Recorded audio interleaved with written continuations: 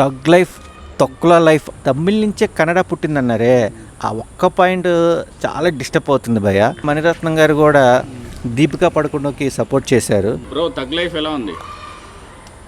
తగ్ life తొక్కుల life అన్న వాళ్ళకి మణిరత్నం గారు సాలిడ్ మెసేజ్ ఇచ్చారన్న. అసలు మెడ్రాస్ టాకీస్ అంటేనే వన్స్ అపాన్ ఏ టైం చాలా హిస్టరీలు క్రియేట్ చేశాయి.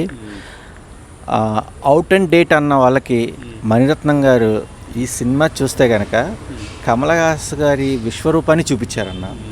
శంభు యాక్టింగ్ కూడా సూపర్ ఆసమైన విధానంగా.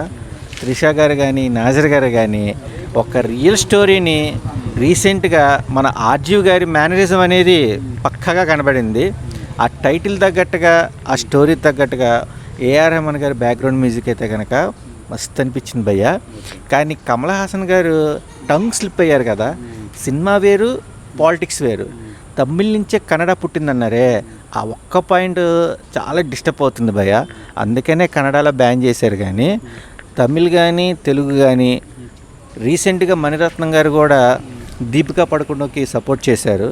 8 అవర్స్ వర్కింగ్ అవర్స్ విషయంలో మన సందీప్ రెడ్డి వంగ గారు ఒక సబ్జెక్ట్ని హీరోకి హీరోయిన్కి ప్రొడ్యూసర్కి రివ్యూ చేసే విధానంగా దీపికా పడుకుండ గారు కూడా లీక్ చేశారు.